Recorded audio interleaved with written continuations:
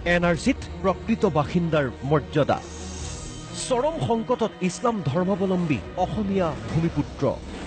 ৰাষ্ট্ৰীয় নাগৰিকপঞ্জী উন্নীতকৰণৰ প্ৰক্ৰিয়াত প্ৰকৃত বাসিন্দাৰ মৰ্যাদাৰ প্ৰসংগই ৰাজ্যৰ লাখ লাখ ইছলাম ধৰ্মাৱলম্বী ভূমিপুত্ৰৰ মাজত এক প্ৰকাৰ হাহাকাৰ লগাইছে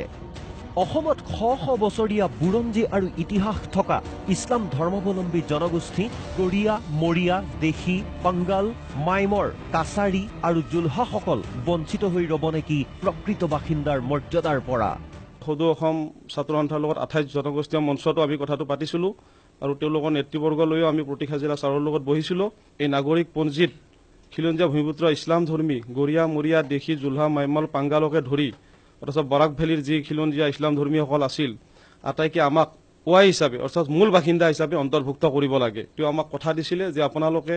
যিজন NRCৰ আৰু তাৰপিছত চাৰ্কুল অফিচাৰ তাৰ লগতে DC গোটেই কথাখিনি আপোনালোকে কথা পাতি এইটো আপোনালোকে তাত ওয়াই হিচাপে চিহ্নিত কৰাৰ কাৰণে আপোনালোকে সহযোগ কৰক যোগাযোগ কৰক ঠিক সেইমতে আমি কামখিনি কৰি আছো কিন্তু তথাপিতো আমি দেখিছো যে বহুত সংখ্যক লোক হয়তো এই ওয়াইৰ পৰা বঞ্চিত হ'ব ৰাজ্যৰ প্ৰতিখন বুৰঞ্জীতেই উল্লেখ আছে বৃহত্তৰ অসম আৰু অসমীয়া সমাজ গঠনত এই জনগোষ্ঠীসমূহৰ ভূমিকাৰ কথা অৱশ্যে প্ৰাপ্ত তথ্য অনুসৰি ঠাই বিশেষে কিছু খিলঞ্জীয়া মুছলমানে প্ৰকৃত বাসিন্দাৰ মৰ্যাদা পাইছে যদিও অধিকাংশই এই পৰ্যন্ত বঞ্চিত হৈ ৰৈছে প্ৰথম কথা হ'ল অসমত আমাৰ অসমীয়া মুছলমানৰ ইতিহাস 800 বছৰ হ'ল আমি এইখন অসমৰ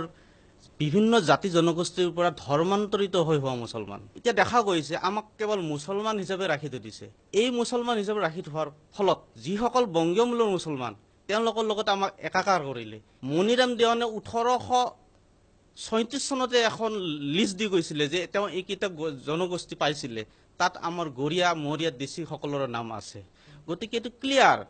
এই জটিল সন্ধিক্ষণতেই NRCত প্ৰকৃত বাসিন্দাৰ মৰ্যাদা সন্দৰ্ভত আলোচনাৰ বাবে দেওবাৰে গুৱাহাটীত সমবেত হ'ব একাধিক সংগঠন আৰু ব্যক্তি